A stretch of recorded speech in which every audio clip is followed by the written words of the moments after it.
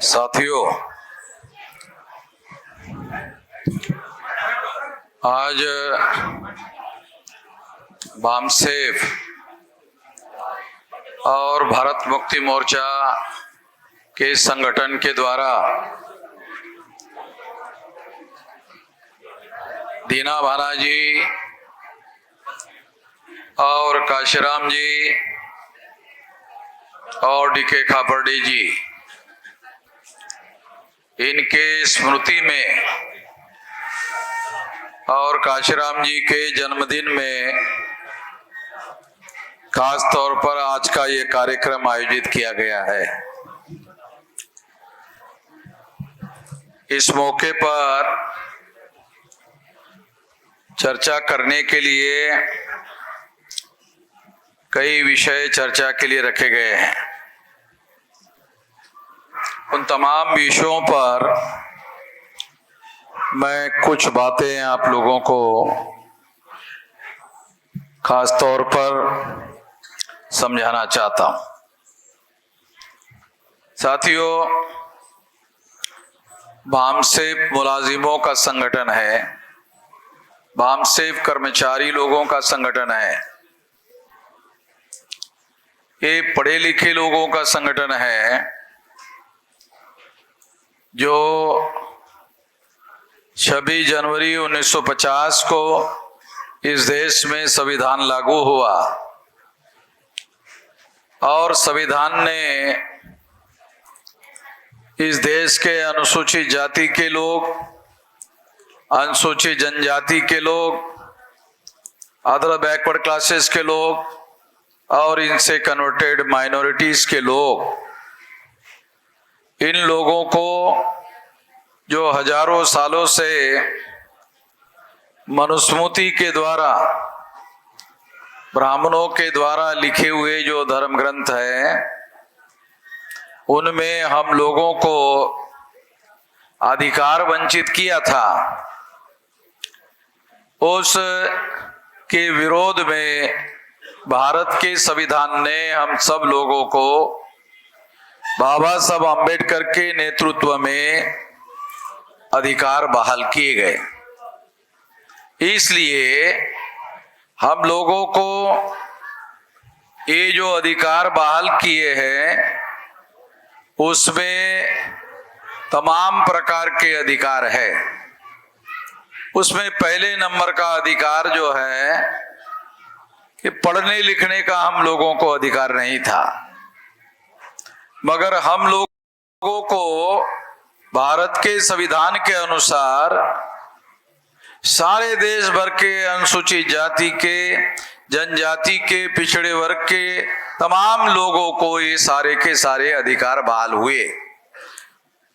इसी के अंतर्गत सारे देश भर में ये अधिकार बहाल होने की वजह से आज सारे देश भर में इन वर्गों में पढ़े लिखे लोगों की संख्या दिखाई देती है। अन्यथा हमारे लोगों को पढ़ने लिखने का अधिकार नहीं था, मगर आज हम लोगों को पढ़ने लिखने का अधिकार है। आप लोग सुनकर हैरान हो जाओगे कि इस देश में 750 के लगभग जिले हैं और जो 750 के लगभग जिले हैं उसमें अनुसूचित जाति, जनजाति, पिछड़ा वर्ग और अल्पसंख्यक लोगों के 300 से ज्यादा जिलाधिकारी लोग इन लोगों के जिलों में काम करते हैं। आज हमारे महापुरुषों के बदौलत जिलों में, जिले के लेवल पर जो पुलिस विभाग में बड़े बड़े अधिकारी हैं वो भी बहुत बड़े संख्या में सारे देश भर में है।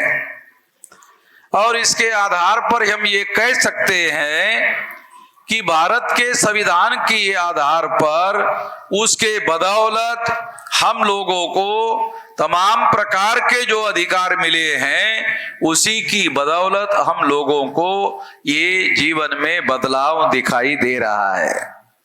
इस बदलाव को और आगे बढ़ाने की जरूरत है। केवल इतने भर से हम लोग संतुष्ट होने के लिए तैयार नहीं हैं।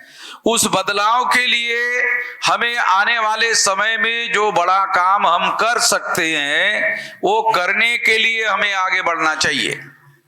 आप लोग सुनकर हैरान हो जाओगे इस बात से कि मैं अपने उम्र के 18 साल कुछ महीने की मेरी उम्र थी, तब से मैं समाज को संगठित रूप से शक्तिशाली बनाने के काम में लगा हुआ हूं। आज मेरी उम्र 67 साल की है, तो लगभग 50 साल का समय हो गया।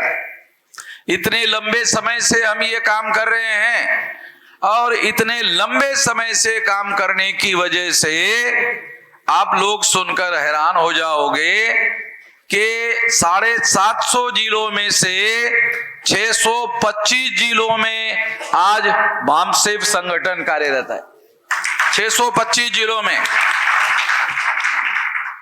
जिंदगी का इतना लंबा समय लगाने के बाद आज इतने जिलों में हमारा संगठन खड़ा हो गया है। मैं ये बात हम सब लोगों को महत्वपूर्ण क्यों मानता हूं? क्योंकि कोई भी बड़ा बदलाव, कोई भी बड़ा परिवर्तन संगठित शक्ति के बल पर होता है, संगठित शक्ति के बगैर नहीं होता है। इसलिए ये जो संगठित शक्ति हम लोगों ने निर्माण की है, इस संगठित शक्ति का उपयोग और प्रयोग आप लोग हरियाणा में भी कर सकते हो। जैसे हम सारे देश भर में कर रहे हैं वैसे आप हरियाणा में भी कर सकते हो। हरियाणा बहुत बड़ा प्रदेश नहीं है। हरियाणा में ज्यादा से ज्यादा मुझे ऐसा लगता है कि ये छोटा सा 10 लोकसभा, केवल 10 लोकसभा की सीटें चुनकर जाता है। मैं जिस प्रदेश से आया हूं महाराष्ट्र से, वहां 48 सीटें चुनकर जाती है। इसका मतलब ये है कि महाराष्ट्र हरियाणा से लगभग 5 गुना बड़ा है, 5 गुना बड़ा है। और इस हिसाब से हरियाणा में हम लोगों को अगर संकल्प कर ले तो बहुत जल्दी हरियाणा के गांव-गांव में हमारा संगठन खड़ा हो सकता है। जो हम लोग बदलाव करना चाहते हैं, जो बदलाव, जो परिवर्तन हम करना चाहते हैं, वो एक अकेले की बात नहीं है। हमें संगठित करना होगा समाज को और फिर संगठित करके उस शक्ति का उपयोग बदलाव करने के लिए करना होगा। क्योंकि बड़ा बदलाव जो है वो संगठित शक्ति से होगा, 1-2 आदमी के बल पर नहीं होगा, संगठित शक्ति से होगा। जैसे हम सारे देश भर में संगठन निर्माण कर रहे हैं, 625 जिलों में संगठन निर्माण हो चुका है, वो अपने आप नहीं हुआ, वो हम लोगों ने प्रयास करके, मेहनत करके ये सारा का सारा बनाया है। इसीलिए अगर एक आदमी देश भर में इतना बड़ा संगठन खड़ा कर सकता है, तो हरियाणा में एक आदमी अगर संकल्प कर ले तो हरियाणा के गांव-गांव में संगठन खड़ा हो सकता है। एक आदमी, कम से कम एक आदमी चाहिए और उसको हर प्रकार की मदद संगठन के द्वारा, जो भी मदद चाहिए आप लोगों को हरियाणा में संगठन के द्वारा जो मदद चाहिए वो सारी मदद आपको दी जाएगी, ताकि हरियाणा के हर गांव में हमारा संगठन हो। अगर ऐसा आप करने के लिए एक आदमी भी तैयार होता है तो उसको हर संभव मैं राष्ट्रीय स्तर से मदद करने के लिए तैयार हूं। बहुत ज्यादा गांव नहीं होंगे, 10-12 हजार गांव होंगे। कितने? 7,000। अरे और कम बोल दिए, इतना कम है? ये तो और ज्यादा। मेरे जैसा आदमी लग जाए तो फिर तो इसको 1-2 साल में ही सारे के सारे गांव कवर कर सकता हूं। तो मैं ऐसा मानता हूं कि हरियाणा में केवल एक आदमी संकल्प करने वाला चाहिए और उसको हम सारे संगठन की ताकत, सारे संगठन का समर्थन दे देंगे। उसको घूमने फिरने की व्यवस्था भी करेंगे तो मैं ऐसा मानता हूं कि हरियाणा को 2-3 साल के हर गांव में संगठन खड़ा किया जा सकता है, 3 साल में, ज्यादा नहीं, क्योंकि सारे जिलों में तो मैंने फैला ही दिया है। हरियाणा के जितने जिले हैं सारे जिलों में तो हमने संगठन खड़ा कर ही दिया है। पढ़े लिखे लोग इस सारे संगठन के साथ जुड़े हुए हैं। इस वजह से अभी पढ़े लिखे लोगों की मदद से केवल गांवों में जाना जरूरी है। क्योंकि पढ़े लिखे लोग हैं तो उनको समझाने के लिए कोई ज्यादा समझाने की जरूरत नहीं है, उनको तो पैसे पढ़े लिखे लोग हैं, वो लोगों को जाकर के समझा सकते हैं। तो इसीलिए मैं ऐसा मानता हूं कि हम लोगों को संकल्प केवल करने की जरूरत है। जैसे आज से 50 साल पहले हमने संकल्प किया, कांशीराम जी की बात सुनकर हमने संकल्प किया, और मैं कम से कम 30 साल तक अपने गांव और घर में ही नहीं गया। जब इतना बड़ा संगठन खड़ा हुआ उसके बाद गया। तो आज मेरी उम्र जो है 67 साल की है, 30 साल तक मैं घर में ही नहीं गया। सेंट्रल गवर्नमेंट की नौकरी थी, नौकरी भी छोड़ दिया। मुझे टेलीफोन विभाग में बड़ी नौकरी थी, वो भी मैंने छोड़ दिया समाज के लिए। और इसकी बदौलत आज 625 जिलों में इतना बड़ा संगठन खड़ा हो गया। आप लोगों में कुछ लोगों को जानकारी होगी, आरएसएस के हेडक्वार्टर पर मोर्चा लेकर गया था। भारत में किसी संगठन ने ऐसा काम करके नहीं दिखाया। कोई संगठन, हमारे बहुत तमाम संगठन हैं, मैं उन लोगों के संगठनों के नाम लेना नहीं चाहता, बहुत सारे संगठन हैं, मगर किसी ने भी ऐसी हिम्मत नहीं दिखाई कि आरएसएस के हेडक्वार्टर पर मोर्चा लेकर जाए। हम उसको लेकर गए, सारे लोग आरएसएस के नाम से डरते हैं, सारे लोग आरएसएस के नाम से डरते हैं। अब आरएसएस वाले मेरे नाम से डरते हैं कि साले ये आदमी जो है,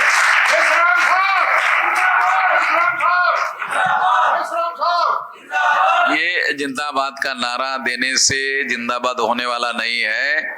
साथ, सहयोग और समर्थन, 3 बातें ध्यान रखो। साथ, सहयोग और समर्थन, 3 बातों से जिंदाबाद होगा। यहां आपने जिंदाबाद कर दिया और मेरा जिंदाबाद हो गया, तो ऐसा मैं मानने वाला नहीं हूं, क्योंकि मैं इतने छोटी बात से संतुष्ट होने वाला आदमी नहीं हूं। मुझे साथ, सहयोग और समर्थन चाहिए। और आप लोगों को मान लो 15 दिन में मेरे कार्यक्रम चाहिए, 10 दिन में कार्यक्रम चाहिए हर जिले में, तो मैं 10 दिन में भी आपको 1 दिन का समय आपको देने के लिए तैयार हूं। अगर आप 15 दिन में कोई जिले में कार्यक्रम लगाते हो, समय देने के लिए तैयार हूं। अगर आप 15 दिन में नहीं लगाते हो, महीने भर में लगाते हो, मैं समय देने के लिए तैयार हूं। तो क्योंकि मैं तो डेली ट्रैवलिंग में ही रहता हूं।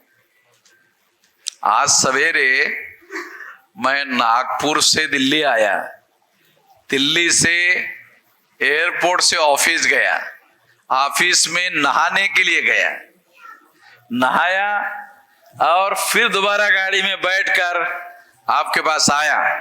अभी मेरे पीए ने बताया कि फ्लाइट जो है अब पकड़नी है, तो यहां से डायरेक्ट एयरपोर्ट जाना होगा, क्योंकि कल मेरा कार्यक्रम महाड़ में, जहां बाबा साहब आम्बेडकर ने पानी का सत्याग्रह किया था, याद है महाड़ में, तो आज रात में मुझे बॉम्बे पहुंचना होगा।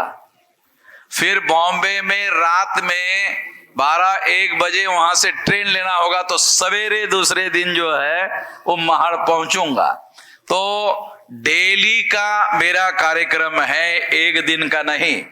मैं सोने का काम गाड़ी में ही करता हूं। आप लोग तो रजाई में, गद्दे में सोते होंगे, हाँ, आप लोग तो रजाई गद्दे में सोते होंगे और आप लोगों को बड़ी लंबी चौड़ी नींद भी आती होंगी।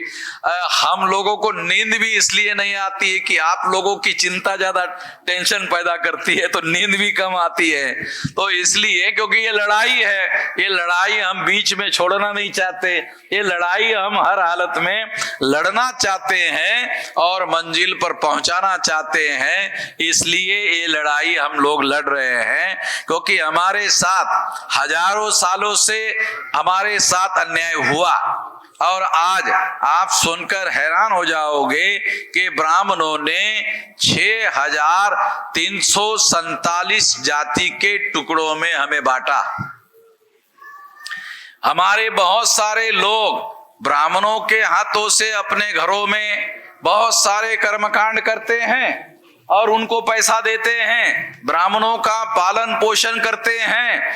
उन लोगों ने हमारे समाज को, मूल निवासियों को 6347 जाति के टुकड़ों में बांटा।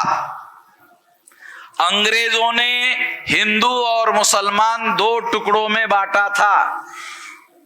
अंग्रेजों ने हिंदू और मुसलमान 2 टुकड़ों में बांटा था। ब्राह्मणों ने 6347 जाति के टुकड़ों में बांटा। तो ब्राह्मण अंग्रेजों से बहुत ज्यादा खतरनाक लोग हैं। हमारे लोगों ने अंग्रेजों को भगाने का आंदोलन तो चलाया, मगर ब्राह्मणों को अभी भी अपने सर पर बिठा के रखा। यही वजह है कि जिनकी संख्या देश में 3.5% है, उन्होंने कांग्रेस नाम का संगठन बनाया। कांग्रेस नाम का संगठन चटर्जी, मुखर्जी, बनर्जी, गोखले, तिलक, आगरकर नाम के ब्राह्मणों ने बनाया। दूसरा संगठन ब्राह्मणों ने आरएसएस बनाया। फिर आरएसएस के ब्राह्मणों ने भारतीय जनता पार्टी बनाई। तो ये 3.5% ब्राह्मणों के द्वारा दिल्ली में प्रधानमंत्री को बिठा के रखा हुआ है। हाँ, ये रखा हुआ है। ये गुड़ का गणपति है, ये असली गणपति भी नहीं है, ये गुड़ का गणपति बना के रखा हुआ है दिखाने के लिए। ये देखो, तुम्हारे आदमी को हमने प्रधानमंत्री बनाया, यही बात बोलते हैं, तुम्हारे आदमी को बना के रखा हुआ है। तो मैं आप लोगों को बताना चाहता हूं कि उसके पास कोई फैसले लेने का अधिकार नहीं है। आप लोग सोचते होंगे कि ये आप गलत कह रहे हो कि नरेंद्र मोदी के पास फैसला करने का अधिकार नहीं है। मैं आपको सबूत देता हूं, ये नरेंद्र मोदी के पास ब्राह्मणों ने फैसले करने का अधिकार नहीं है। उस प्रधानमंत्री बनाया, फैसला करने का अधिकार नहीं है। सबूत क्या है? वो पिछड़े वर्ग का है ऐसा बोलता है, ओबीसी का है ऐसा बोलता है, मगर ओबीसी की जातियों की आज तक गिनती नहीं किया। 10 साल पूरे हो गए। अगर मोदी जी को पूछो कि भारत में कुत्ते कितने हैं, तो कहा है हमारे पास संख्या है। अच्छा, उसमें काटने वाले कुत्ते कितने, कहा उसकी भी संख्या है। अच्छा, सज्जन कुत्ते कितने हैं? तो मोदी जी के लोगों ने मुझे पूछा ये सज्जन कुत्ते क्या होते हैं, कि मैंने कहा सज्जन कुत्ते वो होते हैं जो काटते नहीं है। जो कुत्ते काटते नहीं है, केवल डर दिखाते हैं, वो सज्जन कुत्ते हैं। कहा इसकी भी संख्या हमारे पास है। मतलब मोदी जी के पास कुत्तों की संख्या है। उनको पूछो ओबीसी की संख्या कितनी है, कहा कि नहीं, ये नहीं है। ओबीसी की गिनती करने का अधिकार आरएसएस के लोगों ने मोदी जी को नहीं दिया। इसका मतलब है कि आदमी को बिठाया प्रधानमंत्री, वो जानवरों का काम कर रहा है, हमारा कोई काम ही नहीं कर रहा है। तो ऐसे लोगों को उन्होंने सत्ता में बिठा के रखा हुआ है और किसी प्रकार के फैसले करने का उनके पास अधिकार नहीं है। कुत्ते और जानवरों की गिनती करवा रहे हैं, मगर हम इंसानों की गिनती करने का काम नहीं करवा रहे हैं। तो फिर ऐसे प्रधानमंत्री का करना क्या है? मैं तो देहाती भाषा में बोलता हूं, ऐसे प्रधानमंत्री को क्या चाटने का। तो साथियों, मैं आप लोगों को ये बताना चाहता हूं कि यहां खट्टर जो पाकिस्तान से आया हुआ शरणार्थी है, हाँ, हम लोगों ने जिसको शरण दिया, उसको इसको बोलते शरणार्थी, वो मुख्यमंत्री बना हुआ है। और आप लोग जो यही के थे और वो पंजाबियों का, हरियाणा का मुख्यमंत्री भी नहीं बोलता, पंजाबियों का मुख्यमंत्री बना हुआ है। तो मैं आप लोगों को ये बताना चाहता हूं कि हम लोगों को संगठित होने की जरूरत है। अगर हम इस देश में संगठित होते हैं तो हम लोगों का भी राज है। ये व्यवस्था बाबा साहब अम्बेडकर ने संविधान में कर दी है। 50% काम उन्होंने करके गए। देखो, 2 बड़े अधिकार बाबा साहब अम्बेडकर ने हमें दिए। एक पढ़ने लिखने का। पढ़ने लिखने से क्या हुआ, क्या गलत है क्या सही है, इतनी तभी हमारे अंदर पैदा हो सकती है। पढ़े लिखे होने की वजह से क्या गलत है क्या सही है की तमीज हमारे अंदर पैदा हो सकती है। नहीं तो हमें गलत सही की तमीज ही पैदा नहीं होती थी।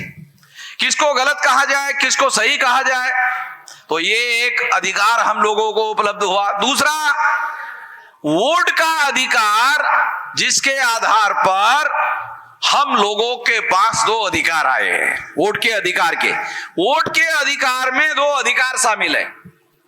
वोट के अधिकार में 2 अधिकार शामिल है। कौन से 2 अधिकार? शासक चुनने का, शासक बनने का।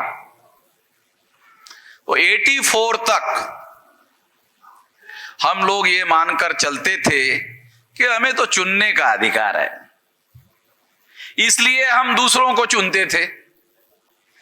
हम लोग दूसरों को ही चुनते थे। अरे भाई, तुम मुख्यमंत्री बन जाओ, तुम प्रधानमंत्री बन जाओ, क्योंकि मुख्यमंत्री या प्रधानमंत्री या राज करना ये हमारा काम नहीं है, ऐसा हम मानते थे। मगर 84 में काशीराम जी ने बहुजन समाज पार्टी नाम का संगठन बनाया और ऐलान किया कि शासन करने वाली जमात बनना हमारा उद्देश्य है।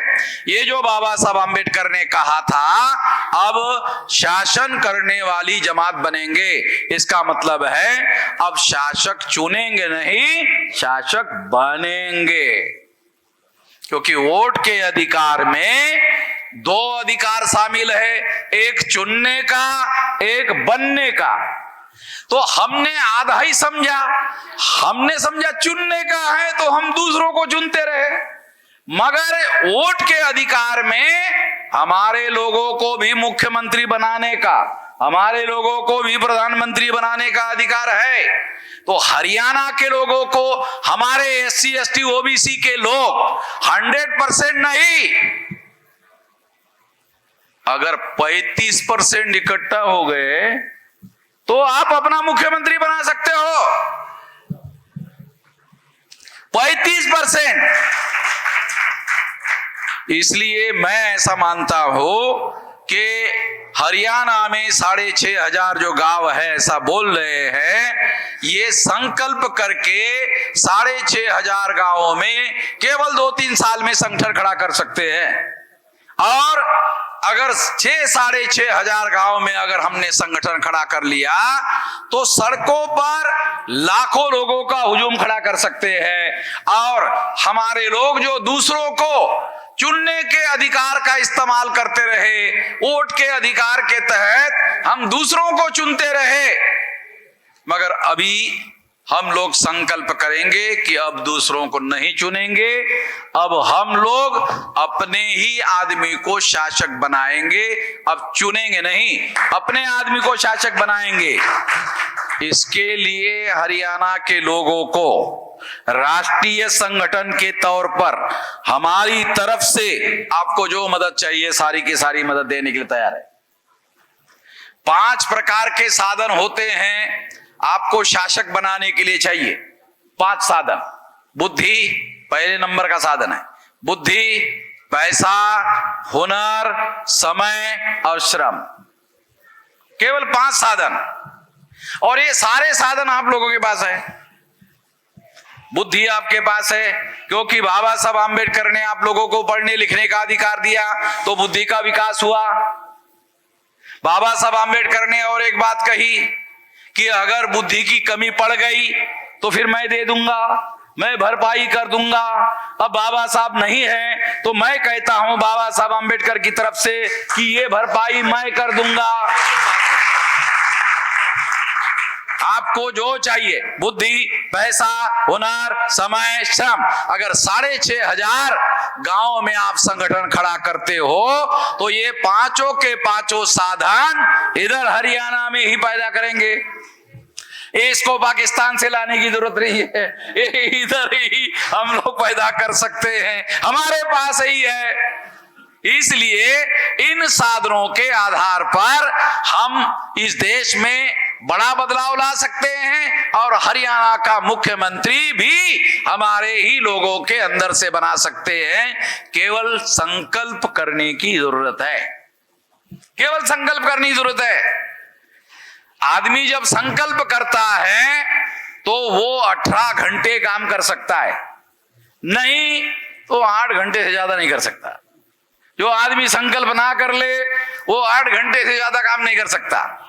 जो आदमी संकल्प कर ले वो 18 घंटे काम कर सकता है, क्योंकि संकल्प की जो शक्ति है वो शक्ति के बल पर आदमी का शरीर जो है ज्यादा से ज्यादा काम कर सकता है। संकल्प करने की जरूरत है। और आपको इतना बड़ा देशव्यापी संगठन, 625 जिलों में फैला हुआ संगठन, हरियाणा के हर जिले में हमारा संगठन है, और आपको गांव-गांव में संगठन बनाने के लिए जो मदद चाहिए, हर संभव मदद जो है आपको दी जाएगी। इस मौके पर मैं इतना ही कहना चाहता हूं।